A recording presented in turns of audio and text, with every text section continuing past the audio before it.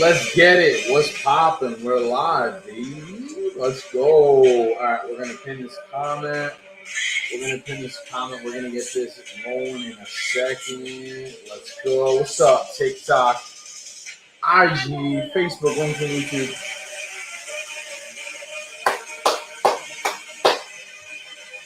What is popping? Let's get it. We're gonna be talking Dynasty today. Let's go. What is good? What's good, fam? What's good, fam? We're wrapping up the day here. As you guys are pulling up, let me know how your day's going in the comments. As always, Lenore, how you doing? Sophia, what's going on? Let's get it. What's up, TikTok? Let's go. Facebook, LinkedIn, YouTube. Hope you guys are having an amazing day as always. So today I want to talk a little bit about my contest prep, what that looked like, what it entails. So I'm going to be diving deep into that in a second, talking about kind of how things are going. So if you've ever been curious about what a contest prep looks like, as you can tell, I can't even really speak. But I'm going to be opening up about that today. So I'm super excited. Let's get it. I want to give people a sec to tune in, and we're going to get this popping. Let's go. What's good, TikTok? What's up, IG, Facebook, LinkedIn, YouTube? You know the vibes. All right, so I'm not going to waste time, even though I want to give people a sec so they hear what's going on, they can get the value. But I'm super shocked, so I want to get the last meal in. Let's get it. Okay, let's get started in 3, 2, 1. What is going on, squad? Welcome back to another episode of the Shift Your Mind, Change Your Life podcast. This is your boy, Coach Sal. Let's get it. In today's episode, I'm going to be talking about my contest prep so far, what it looks like, what it entails, and just a little bit about my story and what kind of got me into it. All right, so to rewind for a second as far as contest prep goes, I've actually been told by a lot of people for a long time, hey, you should compete. I think you should do it. And for the longest time, I was reluctant to do so because I was like almost scared of what it looks like. So wanted to give you guys some insight on what it actually takes and what the day-to-day process of that is like. So if you've never done a contest prep before, let's break that down. So what does it entail? Well, it obviously entails training, working out. How frequently? I've been training 5 days a week since I started. So I started back in February with this prep. So we're coming, tomorrow's June 1st. So tomorrow's June 1st. I've been training for it since February, 5 days a week. The split's been push, pull, legs, upper, lower, and we've been cycling through different exercises in like 4-week phases. So every 4 weeks, my coach has been changing some of the movements, but the structure of it has been the same. 5 days a week, push, pull, legs, upper, lower. So it'll look like Monday, Tuesday, Wednesday, I'll train. I'll take Thursday off, do a little active recovery. And then Friday, Saturday train, take Sunday off. Now, as I get deeper, the calories consistently drop and the cardio goes up. So I originally started, I think it was like 30 minutes of low intensity cardio, like 4 days a week. And when I say low intensity cardio, I'm basically just meaning like steady state walking, low intensity, steady state cardio. That's long walks at a decent pace. You know, I usually do like 2.5, 3 incline, and then like 2.5, 3 speed. As I've gotten deeper, though, it's increased. So that's the cardio, what that looks like. Now, training, I'm trying to really push the envelope as much as I possibly can, doing the best that I can every day, every set. And there's times where I feel like I'm kind of not giving my best towards it. And then I get frustrated. Like this morning, I was training and I just felt like I was kind of dogging it. You know, I was kind of going through the motions and I got pissed off and I was like, I can't let that happen. So how does this pertain to you, right? Like, how is this valuable if you are tuning in? Because even if you're not interested in a contest prep, like what I'm speaking about can apply to your life, your fitness, your goals. And that's the whole goal here is, you know, what we're trying to take away is understanding that no matter what it is, you can apply this to your life, your fitness goals, your financial goals, your business, your relationships, friends, whatever it is. That's the goal with the podcast here. So when I first started my first prep, this is my first competition prep. First time I'm hopping on stage. I'm excited. I'm nervous. I'm flooded with emotions. But at the same time, the process has been something that's been pretty enjoyable for the most part. I mean, listen, obviously it sucks eating low calories. Obviously it sucks doing a lot of cardio and lifting heavy. But like I have really grown to love it because I feel like I'm really getting ahead in a sense, you know. And that's the goal with sharing that. So that's that. So cardio right now is 60 minutes, 6 times a week. So for 6 days a week, I'm walking at 4 incline, 3 speed for 60 minutes. And then on top of that, I'm training 5 days a week.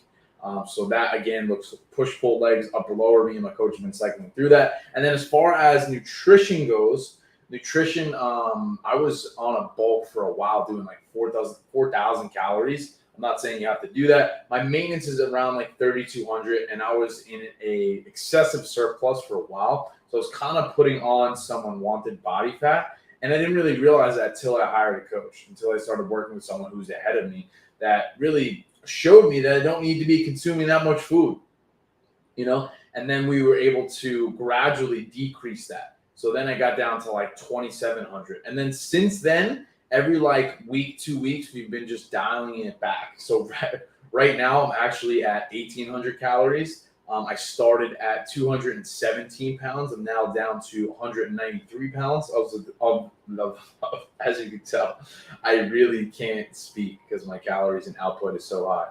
The calories are low, the output is high. Okay. So right now, as of today, I weighed this morning at 193 pounds. My calories are at 1,800. I'm doing 6 days a week of an hour of cardio plus 5 days of strength training. I'm tracking and weighing every single piece of food. I'm getting ample amount of sleep, and I'm trying to run my business and also keeping my activity high as well. So as you can tell, the output is super, super high, but the calories are low. And that's really what I've taken from it. So how does this apply to you? And that's a good question. And if there's certain things that you'd like me to cover, just let me know and drop it in the comments. Okay? Because I want to make sure that I'm providing you guys with value. Like I don't want to come up here and just like talk about some bullshit, and like, so now I've gotten into a little bit as to what it takes and the details of the prep. And then I wanted to touch a little bit more about like kind of where I was mentally, physically, and where I'm at now as a result of that. Okay. So I'm going to get into that right now. Okay. So when I first started back in January with my first prep of being on stage, I thought I was doing everything right. I thought I could intuitively eat no problem.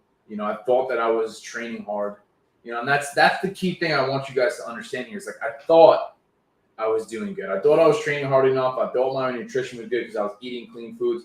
But the sad reality was that I wasn't working hard enough.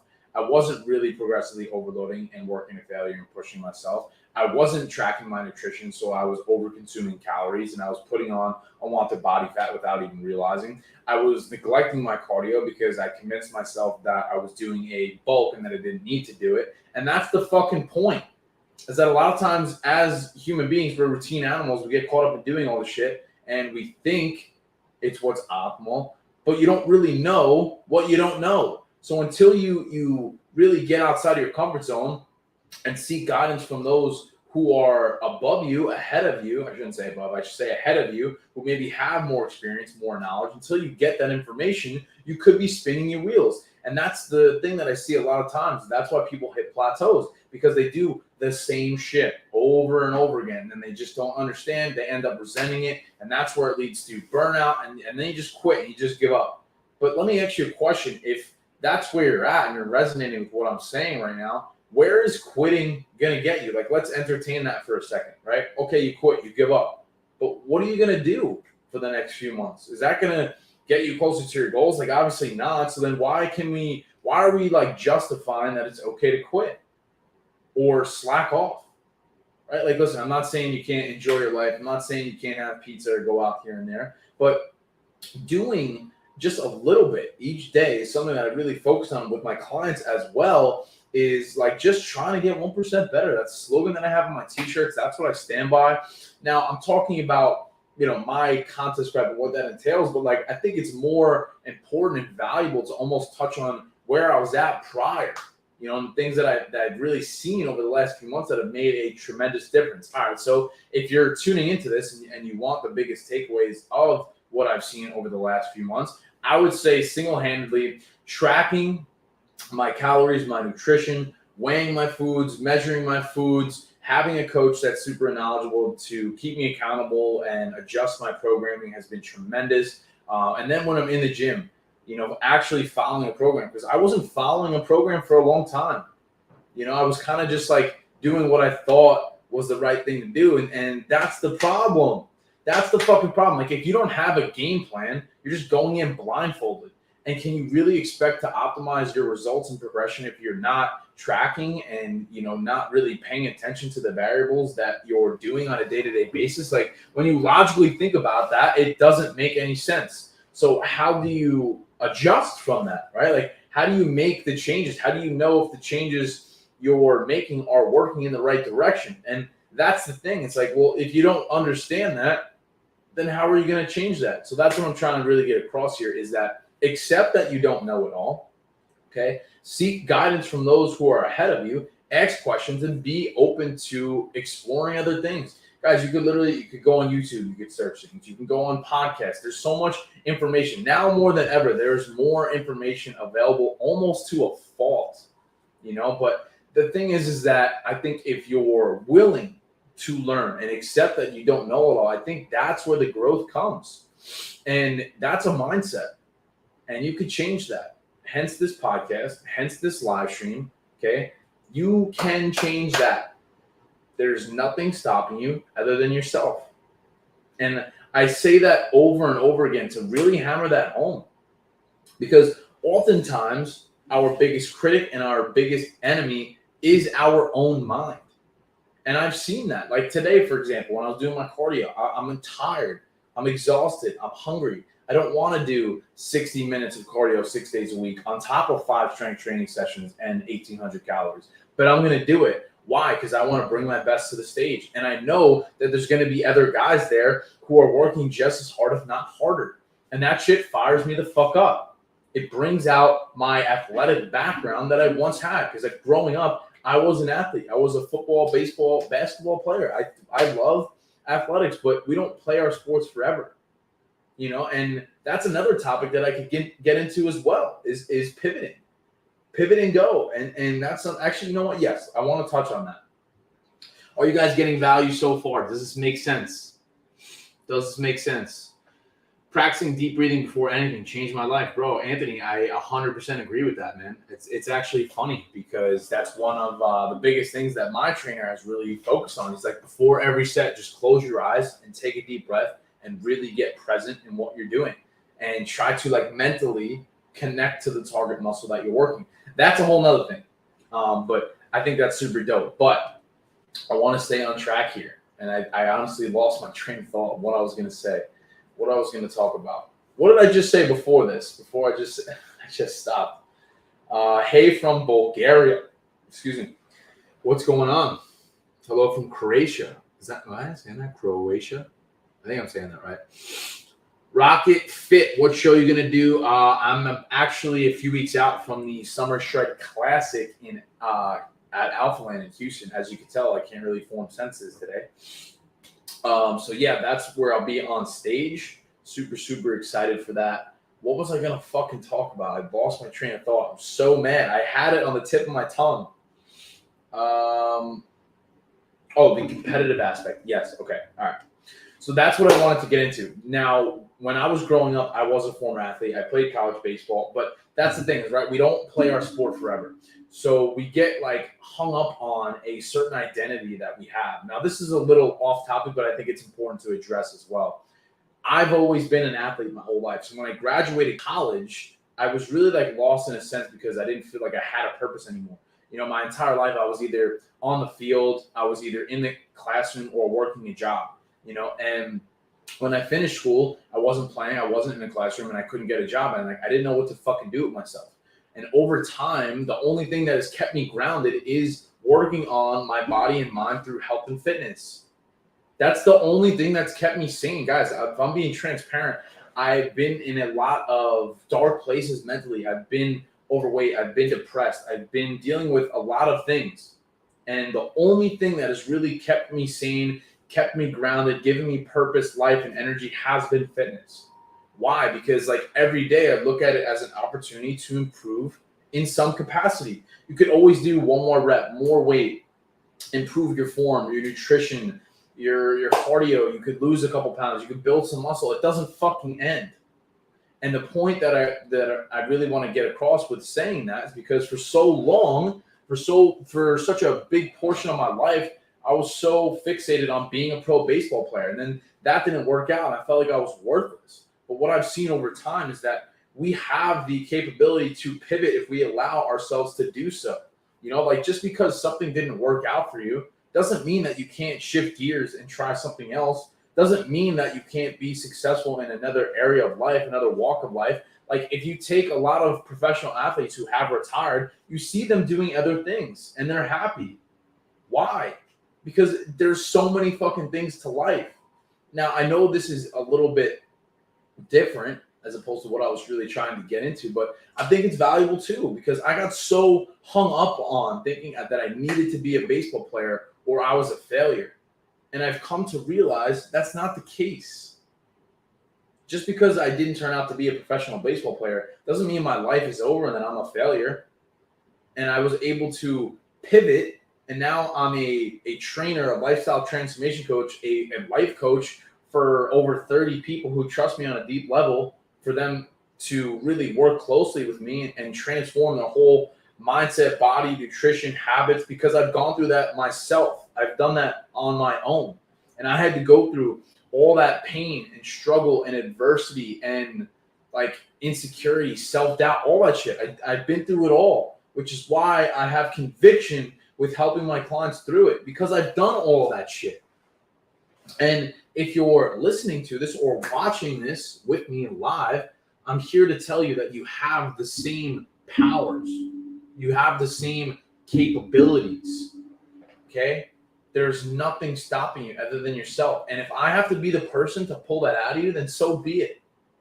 Then so be it. Because let's face it, there's never a good time to start anything. There's never a good time to change your body, mind, job, whatever, relationships. There's never a good time to do it. Accept that. Let go of that. Okay? That's something that I've really struggled with for a long time, is like holding on to relationships, holding on to friends and jobs and things just that aren't serving you. And I'm saying that like literally deteriorates. Is that the word? Deteriorate? I don't know if I'm saying that right. Deteriorates. I can't fucking speak.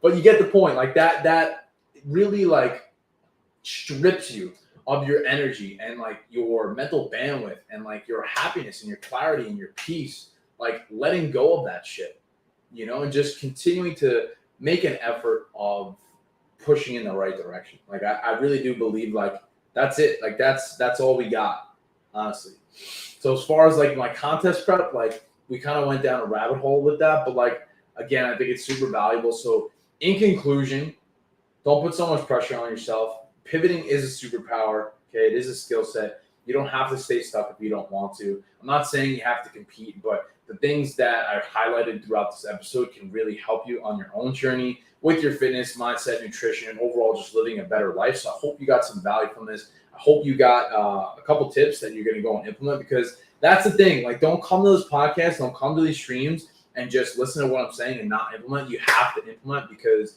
digestion without implementation is a waste of time. So guys, that is it. That is all. I'll catch you in the next one. Was that valuable? I think so. I kind of went off the rails a little bit. As you can tell, the prep brain is in full effect. I really am struggling to like, I don't know, like if I'm programming myself to think that, but like, I don't know. Lately, I've just been like having a hard time formulating sentences. Maybe because, all right, so again, like my calories are down to 1,800. I'm doing 6 days of cardio a week, an hour. So an hour cardio, 6 days a week, 1,800 calories, 5 strength training sessions, trying to run my biz, trying to show up continuously. Sometimes I don't get great sleep. I'm doing a shit ton of caffeine. So contest prep is not fun. It takes a lot out of you. There's the posing, which is something that I honestly didn't even touch, which is a huge aspect of it as well. Just the prep with the food. It's just like, it doesn't stop. So if you're on the fence about competing, I will say that it does give you a sense of purpose, a sense of fulfillment, something to work towards, but it is a lot of fucking work. It is tedious. It can be monotonous. It's not for everybody. It does require a really deep level of discipline, work ethic, sacrifice. I haven't drank any alcohol in 6 months. I really haven't gone out at all, just because I don't really have the energy. or mental bandwidth to do so. Like I'm usually in bed by 7, 8 p.m. and I have to get like 8, 9 hours of sleep or I'm just not a human being, especially with the calories being so low and the output being so high. So I hope that gave you guys some clarity on contest prep and things that go into it and some applicable tips to apply to your life as well. So that is it. That is all. We're approaching the 20-minute mark, so I want to make sure I wrap this up. And I'm going to go shower and get my last meal in of the day. So I appreciate y'all. Hope you got some value, and I'll see you guys in the next one. Peace, love, and protein talk.